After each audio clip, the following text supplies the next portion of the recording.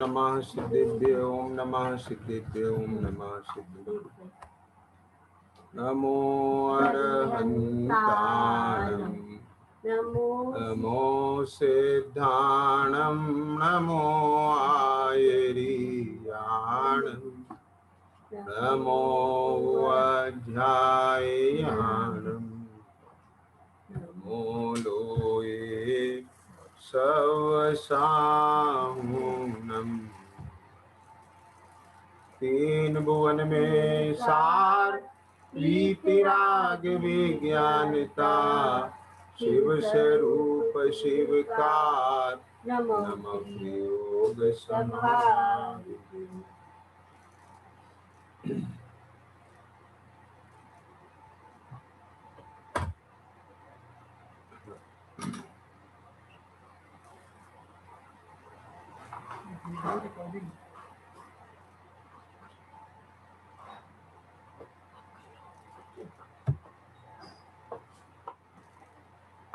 छेड़ाला जी के आधार से अपना स्वाध्याय का क्रम चल रहा है और जो अपनी चर्चा छेड़ाला जी ग्रंथ के तीसरी ढाल के 10वें नंबर छंद में चल रही थी, उसमें अपन ने जो विशेष मंथन किया है कि ये विधि जो श्रद्धा तत्वन की सो समकित व्यवहारी। तो ध्यान देना, पंडित टोडरमल जी साहब ने मोक्ष मार्ग प्रकाशक जी ग्रंथ में 7वें अधिकार में भी इस बात को उठाया है। आप लोगों के पास ग्रंथ होगा तो मैं आपको 1 मिनट उधर निगाह कराता हूँ, जहाँ पर व्यवहाराभासी का प्रकरण है, आप निकालिए।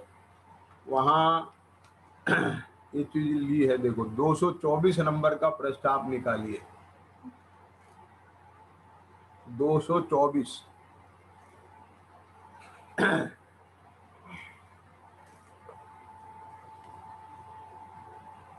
कहते हैं, यहाँ पर लिखते हैं, इस प्रकार इसको देव गुरु शास्त्र की प्रतीति हुई है ना, इसलिए व्यवहार सम्यक हुआ मानता है, परंतु उनका सच्चा स्वरूप भाषित नहीं हुआ है, इसलिए प्रतीति भी सच्ची नहीं हुई है। सच्ची प्रतीति के बिना सम्यक की प्राप्ति नहीं होती, इसलिए मिथ्या दृष्टि ही है। आया ना? तो अब इसने ये मान लिया कि साहब मेरे को व्यवहार सम्यक तो हो ही गया है। अब बात समझ गए ना क्या? क्योंकि मुझे देव शास्त्र गुरु की प्रतीति तो हो गई। अब वो कैसी हुई है उसका वर्णन पहले लिया है उन्होंने, वो वहां से आप पढ़ लेना, उसका समय नहीं है कि मैं आपको वो सब बताऊं। 221 नंबर के पृष्ठ पर जहां उन्होंने प्रकरण लिया है धर्म बुद्धि से धर्म धारक व्यवहाराभासी, तो यहाँ उन्होंने सम्यक दर्शन के अन्यथा रूप में देव भक्ति, गुरु भक्ति और शास्त्र भक्ति का स्वरूप लिया है ना। अभी मैं लूंगा इसे, जब ये लाइन की चर्चा करेंगे ना, देव जिनेन्द्र गुरु परिग्रह भिन्न धर्म जया द्युत सारो, ये हुमान समुचित को कारण है ना। इस लाइन की चर्चा करते हुए मैं उसे लूंगा प्रकरण को अभी बाद में। अभी तो 7 तत्व से संबंधित बात चल रही है, ख्याल में आ गया ना। तो अब देखो, तो यहाँ पर क्या लिखे हैं, देखो ये 7 तत्व का अन्यथा रूप। अब एक प्रकरण देखो, ध्यान से सुनना भाई, है ना। तथा शास्त्र में तत्वार्थ श्रद्धानम सम्यक दर्शनम ऐसा वचन कहा है, इसलिए शास्त्रों में जैसे जीवादि तत्व लिखे हैं वैसे आप सीख लेता है और वहां उपयोग लगाता है। आ गया ना? औरों को उपदेश देता है, परंतु उन तत्वों का भाव भाषित नहीं होता, और यहाँ उस वस्तु के भाव ही का नाम तत्व कहा है। आगे बात तो अपन 2 दिन से चर्चा कर रहे हैं ना, तो वो क्या है उसका बेस, स्वभाव भाषित हुए बिना तत्वार्थ श्रद्धान कैसे होगा। तो अब इसने क्या मान लिया कि भाई मैंने जीवादि 7 तत्वों का स्वरूप समझ लिया है ना, ख्याल में आ गया ना। ये देखो क्या लिखा है, शास्त्रों में जैसे जीवादि तत्व लिखे हैं वैसे आप सीख लेता है। सीख लिया ना, क्या सीखने में क्या लेना, अब वो मैंने जो कल परसों में बताया था आपको, नाम आदि लक्षण आदि आप समझ गए। अब देखो वहां उपयोग लगाता है, उपयोग लगाने का मतलब समझे ना, तो जीवादि 7 तत्व की बातें करना, चर्चा करना, याद करना, उसका चिंतन करना, विचार करना, ये सब उसमें आ गया, उपयोग लगाता है। और दूसरा क्या है, औरों को उपदेश देता है। तो अब इसमें बोले हमारा बहुत अच्छा उपयोग लगता है, अपने को तो यही काम है।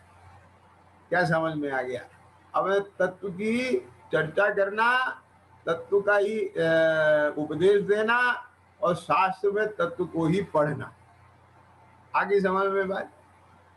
तो अब ये कसाई की मनता रूप शुभ भाव है कि अभी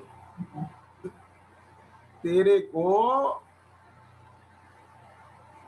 जो सम्यक दर्शन से पहले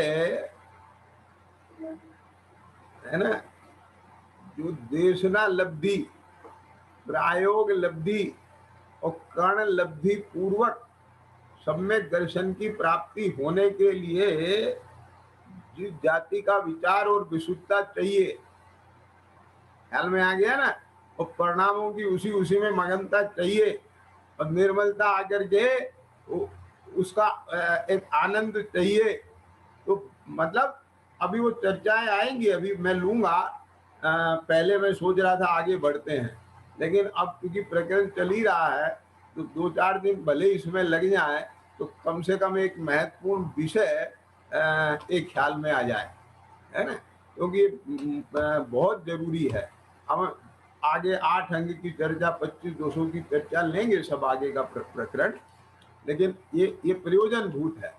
तो इसलिए कोई बात नहीं है, मेरे को ये विकल्प नहीं है कि छेड़ाला जल्दी पूरा करना है या एक एक दिन में एक एक क्षण का करना है, मैं ऐसा विकल्प नहीं रखता, काम होना चाहिए। तो अभी देखो क्या कहते हैं है ना, मतलब आप लोगों को ऐसा तो नहीं लग रहा है कि मतलब ये छंद बहुत लंबा चल गया या ये विषय बहुत लंबा हो रहा है, लेंदी हो रहा है, ऐसा तो नहीं लग रहा है ना, लाभदायक दिख रहा है ना ये सब, बस ठीक है। तो अब देखो अब देखो यहां से देखो, आप बात समझिए, देखो मैंने जो 2 दिन चर्चा की थी ना, अब मैं आपको यहां से मिलान करा रहा हूं। क्या नीरज, देखो ये आया ना कि वहां उपयोग लगाता है। अब उपयोग लगाने का क्या मतलब है, आप लोगों को ध्यान होगा, कल या परसों में बात आई थी कि हम तो तत्व चर्चा के अलावा हमें कोई दूसरा काम नहीं है, तत्व विचार में ही उपयोग लगाते हैं। समझ में आ गया, और लगाता है, ऐसा नहीं है कि कोई जैसे द्रवलिंगी मुनि है ना, बात को समझना जरा, द्रवलिंगी मुनि है, वो ख्याति लाभ के लिए नहीं करे, किसी मायाचारी से नहीं करे, किसी को दिखाने के लिए नहीं करे, ये सब लिया है क्या नहीं, पंडित जी ने लिखी है ना वे बातें। तो ऐसे ही समझ लो, ये जो जीव है ये ईमानदारी से लगा है, मेरा मतलब समझ गए विपिन, क्या माना ईमानदारी से लगा है, ऐसा नहीं है वो कोई दूसरे को छलने के लिए ये सब चीजें दिखाने के लिए कर रहा है ना। ये प्रोफेशनल वाली बात नहीं है, ये अंदर से आत्मार्थपने की भावना है उसकी अभी, और इसलिए वो अपने को ये जीवादि सात प्रयोजन भूत है और इसमें अपना उपयोग लगाता है।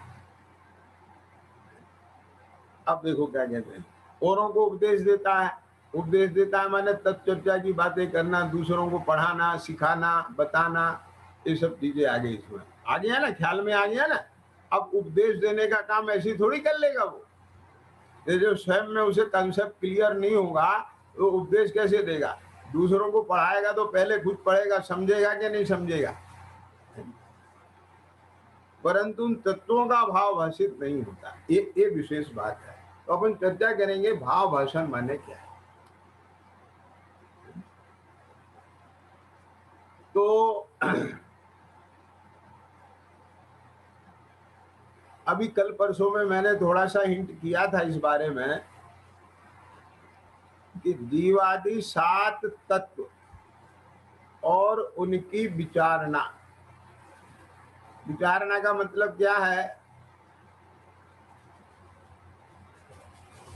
कि मैं जीव हूं अजीव नहीं। अब बात समझना जरा ध्यान से, है ना। अब ये निश्चय हो गया, ख्याल में आ गया। लेकिन जैसे दो पदार्थों की भिन्नता आपको भासती है ना, ऐसे जीव अजीव की भिन्नता नहीं भासती। क्या कहा, मतलब मुद्दे की बात पकड़ना अभी मैं जो कहना चाह रहा हूं। एक जीव कौन है कि जो जानता है, जिसमें ज्ञान है, जो सुख दुख का अनुभव करता है, वो जीव है। ये तो बिल्कुल पक्की बात। हमारे जो ये 10-12 साल के 15 साल के बच्चे पाठशाला में पढ़ते हैं, उनको यदि रात को 12 बजे भी आप हाथ पकड़ के उठाओगे और उनसे पूछोगे कि जीव कौन होता है, तो यही जवाब मिलेगा। ख्याल में आ गया। मैंने जैन नहीं, अजैन बच्चों से, है ना, एक दफे बस ये जीव की परिभाषा बताई कि जो जानता है, जिसमें सुख दुख का अनुभव होता है, वो जीव है, और जो जानता नहीं, जिसमें सुख दुख का अनुभव नहीं होता, वो अजीब है। और फिर मैंने उनसे सवाल पूछे, हमने कहा बोलो एक मेज जीव है कि अजीब है। तो बोले अजीब है। तो क्यों है? कि बोले इसमें ज्ञान नहीं है, इसे अनुभव नहीं होता सुख दुख का। समझ में आ गया कि नहीं आ गया? तो ऐसे लक्षण जानकर भेद करना ये बहुत सरल है। ये तो जो जिनने कभी सुना नहीं उसे एक बार बता दिया, वो भेद कर देगा लक्षण से। अब उनने जो ज्ञान में भेद किया,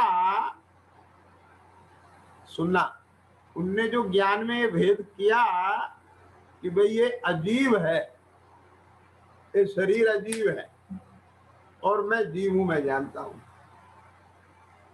ठीक, तो ये भेद ज्ञान नहीं।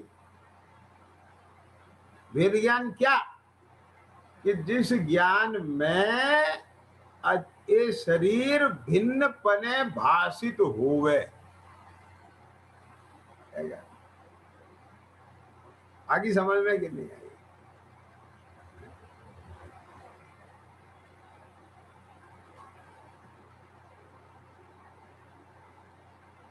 यदि वो भिन्न पने नहीं भाष रहा है, निज पने भासता है। क्या क्या देखो, अपने घर में 20 साल से एक कोई भी व्यक्ति है, बच्चा है, अब वो रह रहा है नौकर, और वो वहां अपने साथ 20 साल से रह रहा है, उसी घर में, उसी छत के नीचे, रात दिन सब कुछ। तो अब उससे राग होता है, प्रीति होती है, उसको कोई बुखार हो जाए, बीमार हो जाए तो अपन ख्याल करते हैं, सारी बात है, लेकिन अपना बेटा नहीं भासता है। तो समझ में आ गया ना क्यों? अपना बेटा ही अपना भासता है। तो ये जो भासने वाली चीज है, एक कीमत इसकी है। आप उसे बार बार ना कहें कुछ भी, क्या ये मेरा नहीं है, मेरा नहीं है, मेरा नहीं है, मेरा है, ऐसा कुछ कहने की बात नहीं है। क्या? लेकिन भासता नहीं है। समझ में आ गया? क्योंकि ज्ञान में जब ये उत्कीर्ण हो जाता है, किसके साथ? मैं पने के साथ अथवा पर पने के साथ। तो जिसमें परपना होता है उत्कीर्ण, तो वो भले ही चश्मा अपनी आंखों पे लगा हो और हम ये विचार नहीं कर रहे हो ये मेरा है या किसका है, लेकिन जब भी इस चश्मे को पे उपयोग जाएगा तो एक चश्मा दूसरे का भासेगा। आई बात समझ में नहीं? अपना नहीं भासेगा। तो अब इस शरीर के साथ भले ही एक क्षेत्रावगाह है, उठना बैठना खाना पीना 24 घंटे सब चलता है, आगे समझ में कि नहीं आगे? लेकिन इस शरीर की कोई भी अवस्था होगी तो वो देह का परिणाम भासेगा, कहेगा नहीं, विचारना नहीं। क्योंकि कहना और विचारना तो शास्त्रानुसार भी हो जाता है। ये अंतर पढ़ रहा हूं मैं। लेकिन भाषना ये ही महत्वपूर्ण है।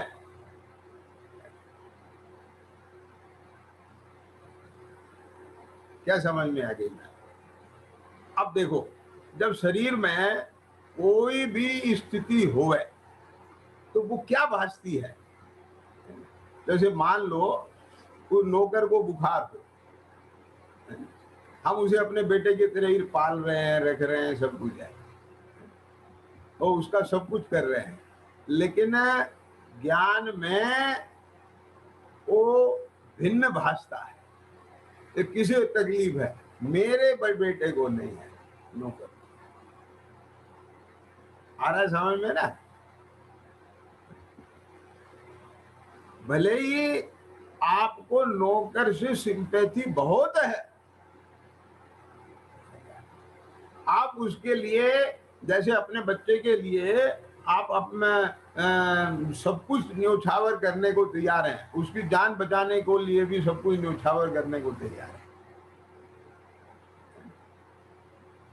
लेकिन एक जो भाषणा है, वो भाषणा के स्तर पे तो यही है कि नहीं? आप ये कहेंगे कि ये भी मुझे बेटा जैसा प्रिय है, लेकिन ज्ञान ये नहीं स्वीकार करेगा कि बेटा है। अंतर समझ में आ गया क्या?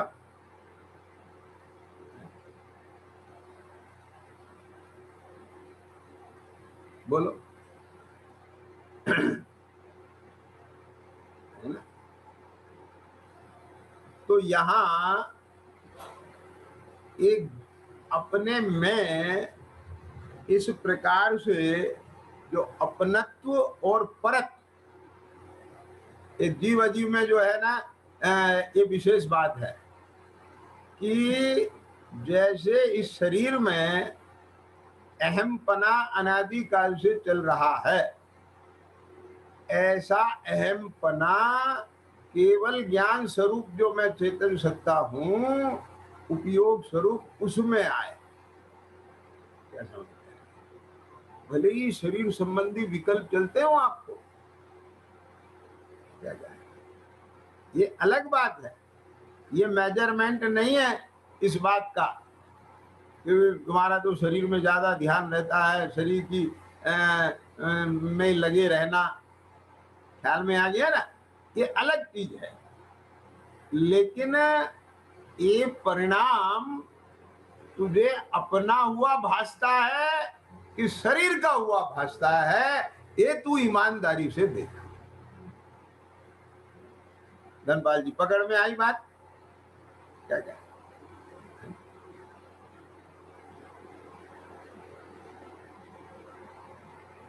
आप समझ गए ना? तो मूल मुद्दे की बात ये है। तो अब देखो,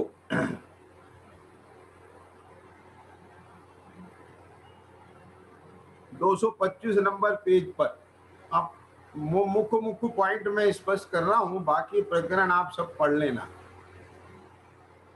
जीव अजीव तत्व का अन्यथा रूप, उसमें देखो दूसरा पैराग्राफ है, तथा किसी प्रसंगवश उसी प्रकार जानना हो जाए। ख्याल में आ गया ना? पहले तो जानने में ज्यादा दिमाग नहीं लगता। ये मैंने देखा है कि अधिकांश लोग जो धर्म में लगे हैं और जिनको व्यवहार धर्म का पक्ष ज्यादा है, ख्याल में आ गया ना, व्यवहार धर्म का निषेध नहीं कर रहा हूं मैं यहाँ व्यवहार धर्म का जिनको ज्यादा पक्ष है, हट है, एक तरह से आग्रह है, और इधर अपने स्वरूप निर्णय संबंधी और जीवादि शास्त्र जो प्रयोजन भूत हैं, इस तरफ का उनको विशेष उपयोग नहीं लगता है उनका।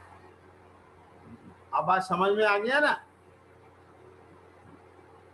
तो मतलब वो बाह्य में ज्यादा उपयोग रहता है। अब ये निर्णय संबंधी प्रयोजन भूत जो जीवादि सात तत्व का है, इस संबंध में उनका कोई विशेष नहीं जाता कि कैसे भिन्नता भाषे, कैसे भाव भाषण हो, और ये सारी बातें। तो अब देखो, किसी प्रसंग बस उसी प्रकार जानना हो जाए, तब शास्त्रानुसार जान तो लेता है। क्या अब जान लिया तो ऐसे नहीं कि औपचारिकता बस हाँ जान लिया, नहीं, अच्छे से जान लिया, मतलब ये बराबर जीव का स्वरूप है या जीव का स्वरूप है, जान लिया। और भगवान ने बताया है, तो जो भगवान में आस्था है पूरी, तो इसलिए ये बराबर पक्का है। और एक आज्ञा सम्यक भी होता है ना, तो हमने भगवान की आज्ञा को प्रमाण मान लिया है और हमको तो आज्ञा सम्यक हो गया, ऐसा अपने मन में मान ले। आज्ञा सम्यक नहीं होता कि हाँ होता है। एक कैसे, जिनको मुख्यता से जब सम्यक होता है ना, तो सम्यक में निमित्त रूप भगवान की आज्ञा मुख्य होती है। आगे समय में तो उनको आज्ञा सम्यक हुआ कहते हैं।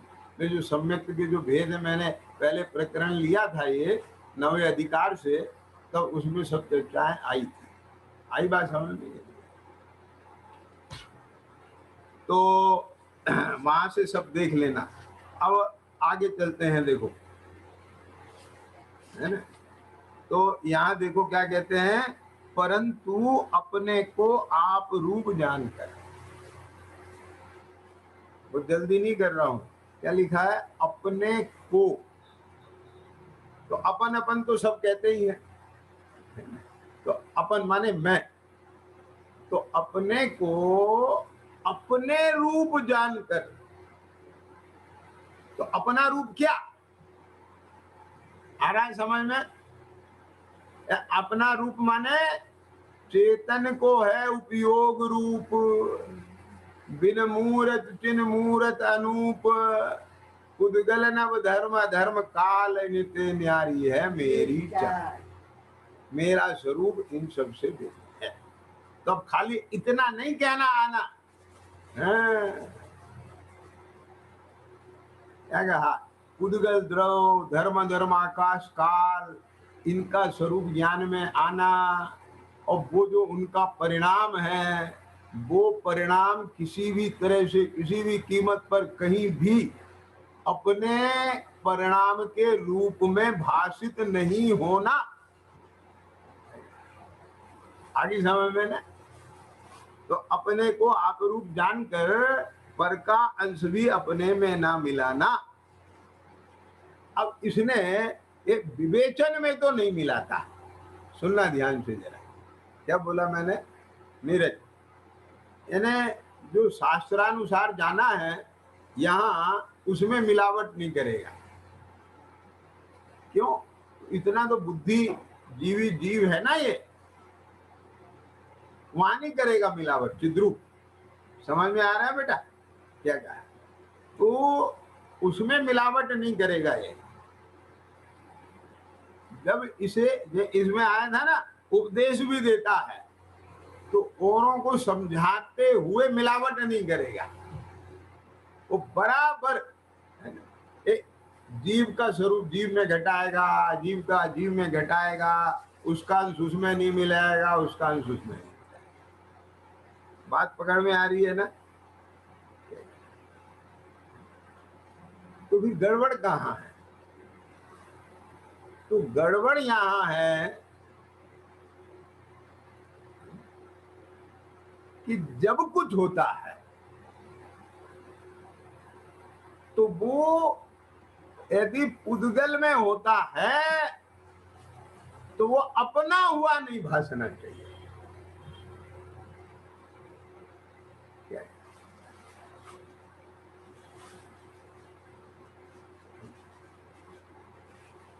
अंतर समझ में आ गया ना? अब एक कैसे पकड़ा जाए? इसमें भी थोड़ा सा अब आपको क्रॉस चेक करना कि मैं विधि बता रहा हूं। देखो, एक बालक है, आप उससे ना धनपाल जी कभी पूछना, अपने उसमें जाना, तो आप किसी बालक से पूछना कि तुम, आप कौन है, तुम कौन हो? तो वो ये देखता है कि पूछने वाले पंडित जी हैं या कोई सामान्य आदमी। अब पंडित जी हैं तो उसका जवाब होता है कि मैं जीव, मैं आत्मा हूं, मैं शरीर नहीं। तो आगे समझ में बात? तो ऐसे ही एक ये भी ये देख लेता है। क्या समझ में आया? एक ज्ञान इसका जो सॉफ्टवेयर है ना, ये भी देख लेता है और वहां से जवाब दे देता है।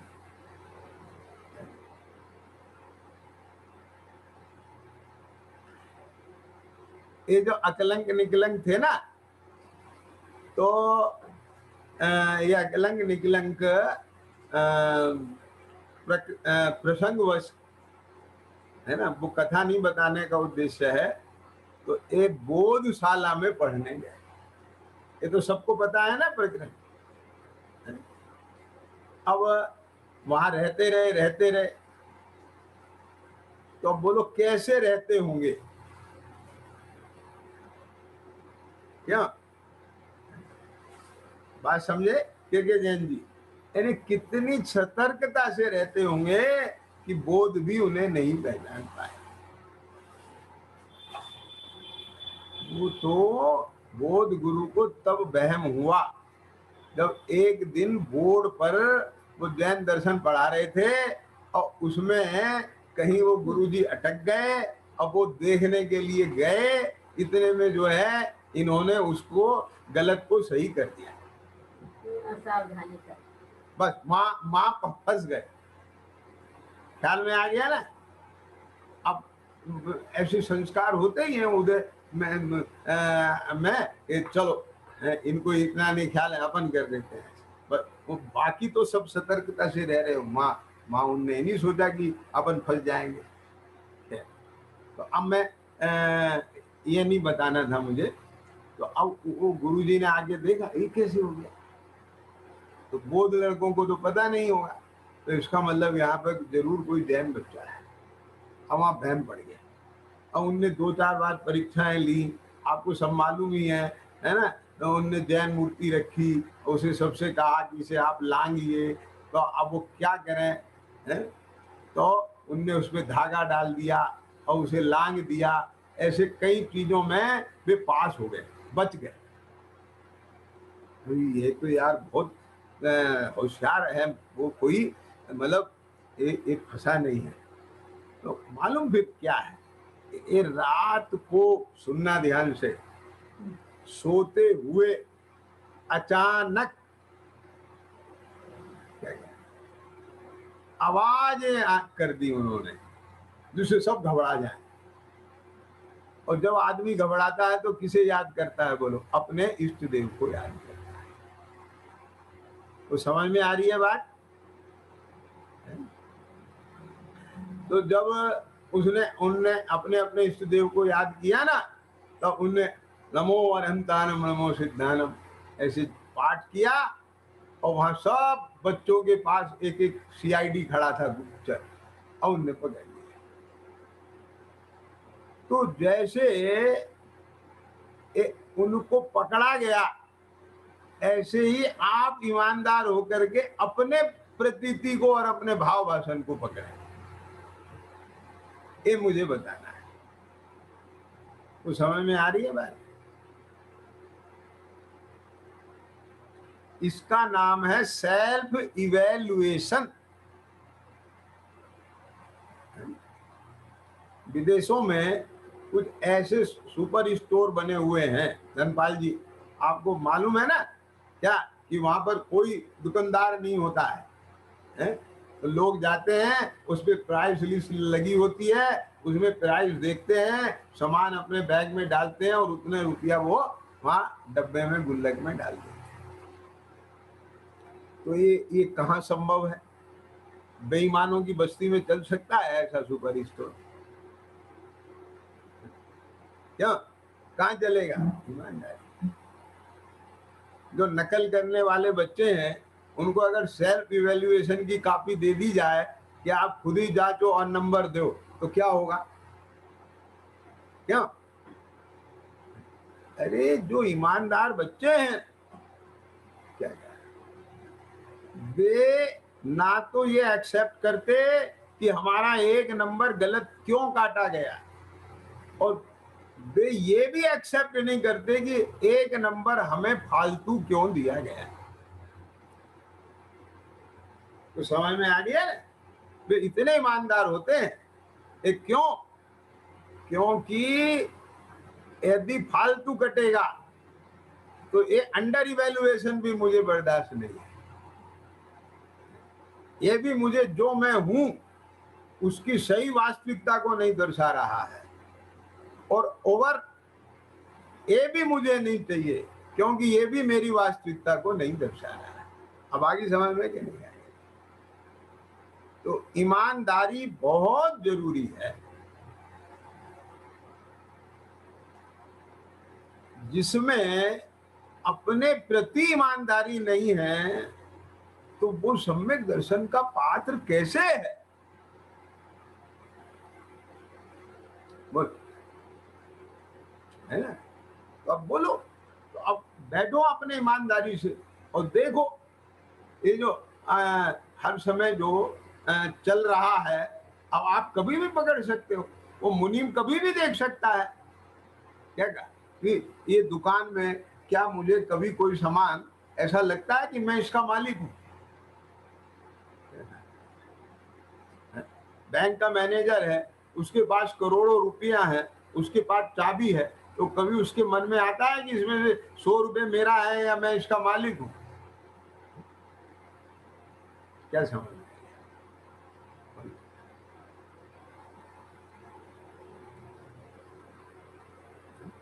ये बैंक का कार्य है, ये बैंक का की खतौनी बैंक में और मेरे घर का मेरे घर में।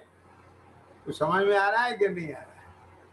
तो ऐसे ही जैसे उसको दोनों में भिन्नता भासती है। अब आप समझना जरा, एक कन्या जब उसका विवाह हो जाता है तो मायके की चीजें उसको पराई दिखने लग जाती है और कहती है मेरा घर मेरा घर मेरा घर मेरा। अब वो वहां की चीजों को खुल के उपयोग नहीं करती। फर्क आ गया कि नहीं आ गया? तो भासती है कि नहीं उसे भिन्न? अलग लगता है कि नहीं लगता है? बोलो। और प्रेम कितना है वहां से? तो अभी शरीर के प्रति प्रीति होना ये एक मुद्दा नहीं है, ये अभी अलग आएगा फिर बाद में। ख्याल में आया ना कि जब देह अपनी नहीं तो देह के प्रति राग क्यों? और ये देह में जो परपना ला रहे हैं ये देह के राग आदि मिटाने के लिए है। क्यों? क्योंकि अचीवमेंट पॉइंट क्या है? अचीवमेंट पॉइंट ये है कि जो शरीर भिन्न है और शरीर का परिणाम और शरीर का परिणमन तेरे हाथ में नहीं है, और शरीर चाहे जैसा परिणम है ये तेरे चैतन्य में उससे कुछ होने जाने वाला नहीं है। ख्याल में आ गया? तो तू उसके विकल्पों में जाके उसमें एकत्व ममत्व करके उसमें राग द्वेष करके क्यों अपनी चैतन्यता को चित्त वृत्ति को आंदोलित करता है, चंचल करता है, आकुलित करता है? अपने ज्ञानानंद का वेदन कर ला। अचीवमेंट पॉइंट तो यहाँ आना है अपना। तो उस अचीवमेंट को पॉइंट को इन्हें भीतराग भाव को प्रकट करने के लिए ये स्टेप है। समझ में आ गया? ऐसे मार मार करके देह के विकल्प छुड़ाना ये जैन दर्शन नहीं है। यहां तो विज्ञान दिखाया जाएगा, वस्तु स्वरूप बताया जाएगा, और वस्तु स्वरूप ज्ञान में आने के बाद वो ज्ञान क्या होगा? विज्ञान घन होगा, वीतरागी होगा। समझ में आया? ज्ञान वीतरागी होगा। वीतराग तो चारित्र गुण की बड़ी ज्ञान वीतरागी होगा का मतलब यही है कि चारित्र गुण की विकार वीतरागता सहित ज्ञान। आई है बात समझ में? कि तब वो रिजल्ट आएगा।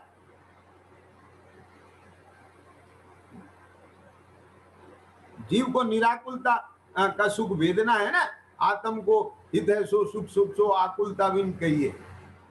अगर आप ये समीकरण छोड़ देंगे, ये ट्रैक छोड़ देंगे हैं, तो आप उसको पकड़ नहीं पाएंगे। फिर तो ये ठीक है, अब यहाँ का यहाँ जो हो गया, यहाँ का यहाँ हो गया, ये नहीं चलेगा। ये ठीक है, अब सात तत्व की बात आई, ये हो गया, देवगुरु की बात आई, ये हो गया, अपन ने दया दान पूजा व्रत भक्ति उपास कर लिया और सब हो गया, हमारा जीवन बढ़िया हो गया। ये सबका तुम मान ले आए, बेच दिया, ये कर दिया, वो कर दिया। तो इन सबका जो बैलेंस शीट बन के आएगा और उसमें तुम्हारी जो है प्रॉफिट की स्थिति निकलना चाहिए ना। क्या जो मूल मुद्दे की बात है, इस साम्य भाव आना चाहिए, निराकुलता आना चाहिए, शांतता आना चाहिए, निसंगता निर्भयता बढ़ना चाहिए। तो ये सब तुझे बढ़ती हुई दिखती है कि नहीं दिखती है अपने में? और सुनना ध्यान से, मैं इसमें एक बात और खोल देना चाहता हूँ नीरज, है ना के जैन जी, कि किसी के ये सब बढ़ती हुई दिख सकती है, लेकिन ये भी देख लेना कि ये निर्भयता बढ़ रही है, तो इस निर्भयता के बढ़ने का आधार क्या है? तुझे ये तो लग रहा है मेरे जीवन में निर्भयता बढ़ रही है, लेकिन निर्भयता का आधार क्या है? कि स्वभाव है कि तेरे पास पद है, तेरे पास पैसा है।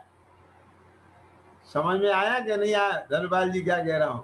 जिसके पास बहुत पैसा हो जाता है ना और रिजर्व सब बिल्कुल हर तरह से, तो वो भी निर्भय रहता है, हमको कोई टेंशन ही नहीं है, सब फिट है, बिल्कुल पद भी है, प्रतिष्ठा भी है, सब लोग हैं, तो अपने को भय नहीं रहता जैसे पहले धन के अभाव में रहता था, पद के अभाव में रहता था। मेरा मतलब समझ में आ रहा है कि नहीं आ रहा है? क्यों?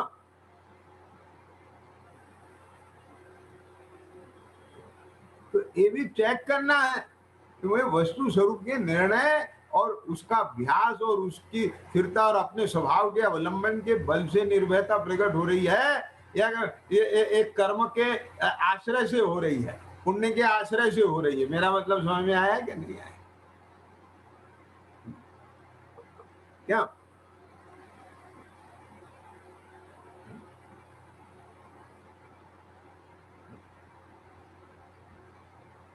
तो ये सारी चीजें यदि अपन ईमानदारी होकर के अपने सेल्फ इवेल्युएशन करेंगे तो निश्चित ही हमको समझ में आ जाएगी कि हम कहाँ खड़े हुए हैं। और ये डायग्नोस बहुत जरूरी है। समझ में आ रहा है कि नहीं आ रहा है?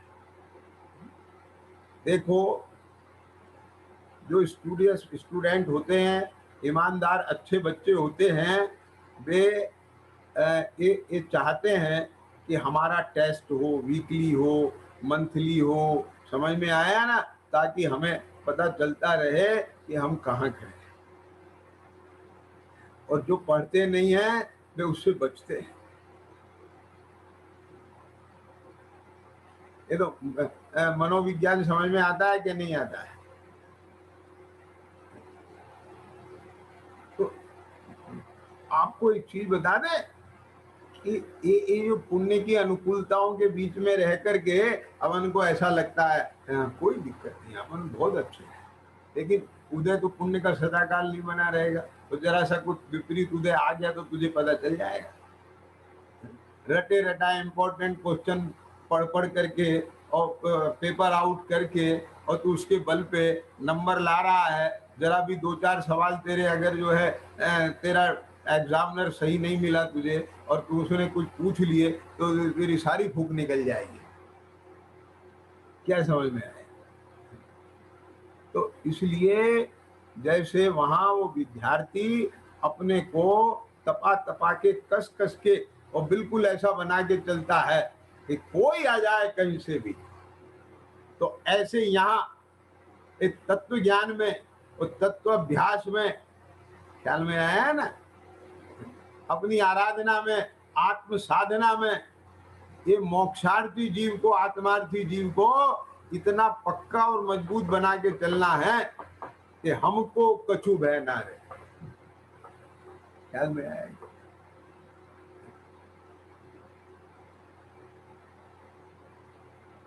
एक पंक्तियां तभी लिखी गई, हमको कछु भय ना। जैसे वो विद्यार्थी तैयारी के साथ जाता है, सर आप जो चाहे पूछिए,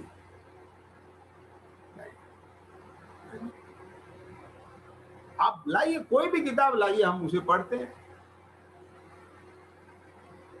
अरे भाई साहब, इस दुनिया की किसी भी किताब में, मैंने कल भी बोला था, अगर वो गणित शास्त्र है तो अंक ज्ञान, अंक विद्या वही है किसी भी किताब में।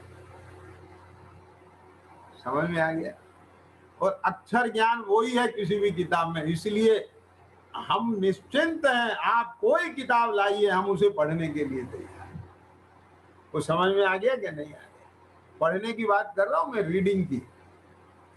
हिंदी का ज्ञान है तो हिंदी की बुक पढ़ देगा, वो कोई भी हो, कहीं से भी छपी हुई। क्या मेरा मतलब समझ में आया? जिसको वस्तु स्वरूप का सम्यक प्रकार से निर्णय हो गया है, अब वो कोई ग्रंथ पढ़े किसी भी अनुयोग का, वो उसमें से अपना प्रयोजन साधे। मेरा मतलब समझ में आ गया? क्यों? जिसको वस्तु स्वरूप ख्याल में है और उसका उपदेश देना है, तो उसे इस बात से फर्क नहीं पड़ता है कि शास्त्र कहां से छपा हुआ है। ख्याल में आ गया क्या? नहीं नहीं नहीं, आप यहाँ गद्दी पर बैठ करके अमुक संस्था के छपा हुआ शास्त्र नहीं पढ़ेंगे तो ठीक है, आप जो शास्त्र रखोगे आचार्य प्रणीत और जना, हम लोग वो पढ़ेंगे। क्यों? क्योंकि उसमें वस्तु स्वरूप ही तो है। ख्याल में आ गया क्या नहीं आ गया?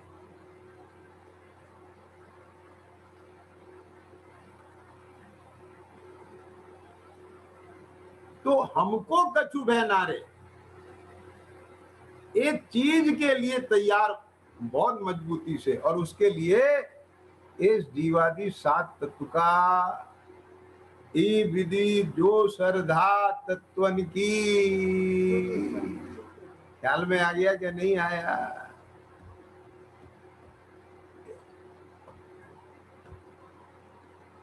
देखो, अक्षर ज्ञान बच्चों को नर्सरी में दिया जाता है, शब्द ज्ञान एलकेजी में दिया जाता है और स्वर ज्ञान यूकेजी में दिया जाता है।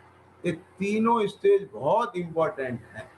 तब पहली क्लास में आकर के अक्षर शब्द और स्वर मिला के कोई भी लाइन पढ़ने के लिए वो तैयार हो गया। अब इसमें यदि कोई कमजोर रह गया बच्चा और कोई भी लेवल उसने स्किप कर दिया तो आगे क्या हालत होगी उसकी 12th तक आप कुछ समझ सकते हैं। आप समझ गए ना? तो इसलिए ये विषय बहुत इंपॉर्टेंट है, पर इसका मतलब ये भी नहीं है कि इसका आप एक बर्डन बना लें। ये नहीं है। देखो, मैं अभी बताऊंगा है ना, ये क्या लिखा है। देखो, अपने को आप रूप जान कर पर का अंश भी अपने में ना मिलाना और अपना अंश भी पर में ना मिलाना, ऐसा सच्चा श्रद्धान नहीं करता है। अब इसे आगे खोला है पंडित जी ने, देखो कैसे। जैसे अन्य मिथ्या दृष्टि निर्धार बिना पर्याय बुद्धि से जान पने में व वर्णादि में हम बुद्धि धारण करते हैं, उसी प्रकार यह भी आत्माश्रित ज्ञानादि में शरीराश्रित उपदेश उपवासादि क्रियाओं में अपनत्व मानता है। ये क्या मतलब हुआ?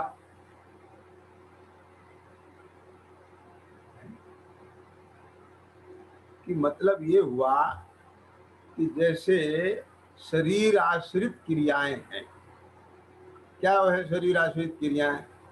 जैसे पूजन, यात्रा, दान आदि देना, और समझ में आ गया ना, और शास्त्र पढ़ना और उपदेश देना।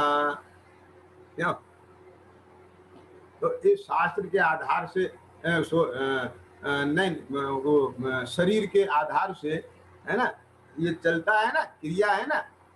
तो ये मैं करता हूं, वो सबको मिला है, ये मैं हूं, इसमें अपनत्व बना है। ये देखो, वहां तीन चीजें हैं भैया। एक क्या है? एक तो शरीर की क्रिया, कि बोलना क्या है, ये शरीर की क्रिया है। बोलने का जो राग है वो राग की क्रिया है, और उसके साथ ये बोलना हो रहा है और बोलने का राग हो रहा है, इन दोनों को जानने की जानन क्रिया है। क्या क्या कुछ आया समझ में? के नहीं आया?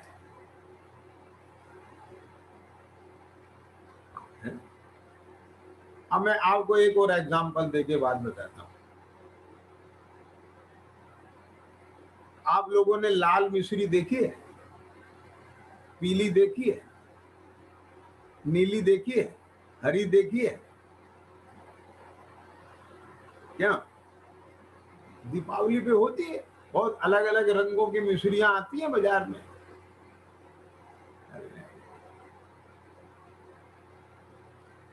तो यद्यपि आपको आंख से देखने में वो गुलाबी, लाल, पीली, नीली मिश्री दिख रही है, सुनना भी ध्यान छोड़िए।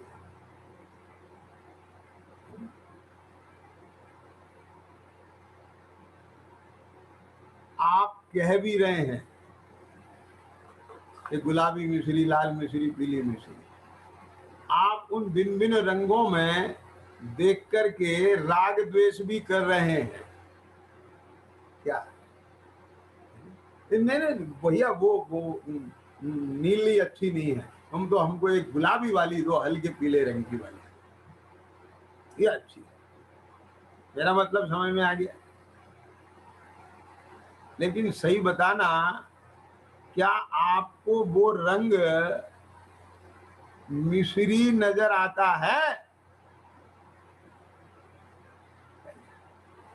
क्या आपको मिश्री भाषित होता है? बात समझ में आ गया कि नहीं आया? कि मिठास मिश्री भाषित होती है। क्यों? वो उसको गुलाबी पीली कहना व्यवहार है, और नीली मिश्री नहीं अच्छी लगना, गुलाबी लेके आना ये राग है। लेकिन रंग मिश्री लगना ये मिथ्यात्व है। क्या कह गए?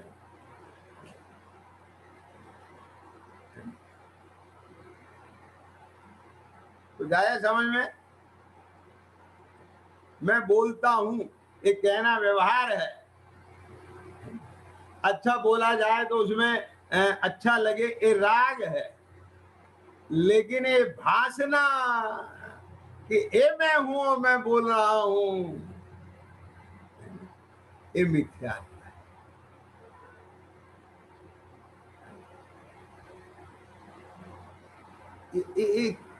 ये ज्ञान में शास्त्र से पढ़कर ये कह देना, ये बोलना तो शरीर का भाषा प्रकरण का कार्य है, और बोलने का राग राग है, और जानन क्रिया ज्ञान है, और मैं ज्ञान स्वरूप हूँ, मैं राग स्वरूप नहीं हूँ, मैं शरीर नहीं हूँ, ऐसा कथन करना तो शास्त्रानुसार भी होता है।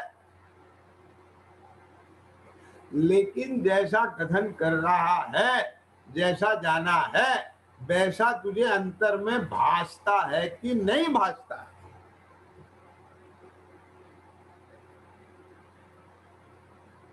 कुछ आ रही है समझ में बात? क्या धनपाल जी? नीरज, अब जैसे मान लो,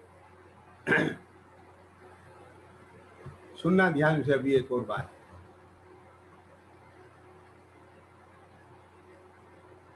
कि जैसे मान लो शरीर में खांसी नजला जुकाम बुखार हो जाए,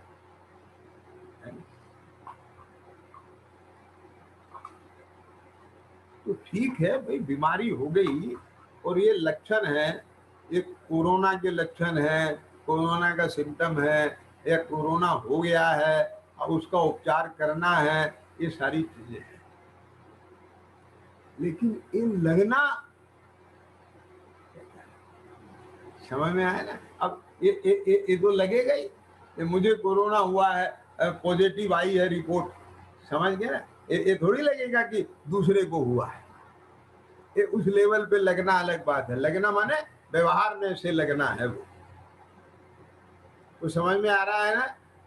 लेकिन अंतर में ये जानता है, ये क्या जानता है? ये शरीर का परिणाम है, शरीर का परिणाम है, ये मेरा बिल्कुल नहीं है। मैं ज्ञान दर्शन उपयोग में जीव हूं, मुझे कोरोना छू भी नहीं सकता। ये खाली कहना नहीं है, ये अंतर में भासता है। और जब भास ही रहा है, ये जो बीमार है ये नौकर का बेटा है, अपना बेटा नहीं, जब ये भास रहा है तो फिर अपना कैसे लगेगा? अब आगे समझ में कि नहीं आएगी? तो यहाँ है ना, ये भाव भाषण, इसकी कीमत है। तो इसी तरह से सातों तत्वों पे लगा लो, कि जैसे दुख का कारण निमित्त रूप से कहने में आता है परद्रव्य, लेकिन बहिरंग निमित्त में वो, अंतरंग निमित्त में कर्म का उदय, और वास्तव में तो मेरे ही रागादि भाव, मिथ्यात्व रागादि भाव, जिसके जो भी हैं, जो अभी मिथ्यात्व में खड़ा है उसे कम से कम मुझे लगना चाहिए मेरा मोह है, या जिसका मोह नहीं है उसे मेरे राग आसक्ति दुख का कारण है। ख्याल में आया ना? यहाँ लोभ मेरा दुख का कारण है, या मेरा मान दुख का कारण है, ऐसा आगे ख्याल में कि नहीं? ये भासना चाहिए, और इसका अभाव सुख का कारण है, पर संयोग का हटना मिटना नहीं है। मेरा मतलब समझ में आ गया ना? राग की पूर्ति नहीं है, राग का अभाव है, विकल्प का अभाव है, ये भासना चाहिए। तो इस तरह से ये जीवादि सात तत्वों का जहां भासना होवे, वो उस जाति के विचार चले, कि जिस लेवल पर, जिस सेंसेशन के साथ में विचार करते करते भासना हो जाए। क्या निकल के आई बात? जैसे आप कहते हो ना, क्या आपको किसी ने कोई व्यवहार किया, कोई बात कही, है ना, तो वो बोले मुझे वो बात लग गई, आज मुझे उनके व्यवहार में कोई बात लग गई, तो माने ज्ञान का ये तो बनी, पहले भी बनती थी लेकिन लगती नहीं थी। तो आपने उसको उस लेवल पे जाके विचार, आपका विचार उस लेवल पे चल गया कि जिस लेवल पे चलने से आपको वो बात लग गई। ख्याल में आ गया कि नहीं आया? तो ऐसे वस्तु स्वरूप उसका भाव, वो उसके सन्मुख जाके विचार चले और विचार चलते चलते उसका भाव ज्ञान में आया और वो लग गया। आ रहा है समझ में? तो वो भाव भाषण पूर्वक जब विचार चलता है तो ऐसा तत्व विचार कार्यकारी है। तो आज की चर्चा का सार इतना ही रहा। मैंने परसों तो ये कहा था कि तत्व विचार बिना का अधिकारी नहीं होता है। कल ये बताया था कि सम्यक से पहले कैसे विचार चलते हैं। आज ये बताया है कि उन विचारों में भाव भाषण और भाव भाषण के लिए विचार और विचार पूर्वक भाव भाषण अनिवार्य है। ख्याल में आ गया क्या नहीं? अब अपन कल इसको थोड़ा सा और प्रैक्टिकल करने की कोशिश करेंगे कि ताकि कि कैसे विशुद्धि लब्धि पूर्वक भगवान की देशना मिलती है और फिर उस पर विचार चलते हैं और फिर कैसे कर्ण लब्धि के परिणाम बन करके और फिर ये जीव सम्यक दर्शन की प्राप्ति तक पहुंचता है। मैं कोशिश करूंगा कि कल वो विषय आ जाए, है ना। और अभी की चर्चा हमने यही विराम दें। सहजानंद शुद्ध स्वरूपी अविनाशी में आत्म स्वरूप सहजानंद शुद्ध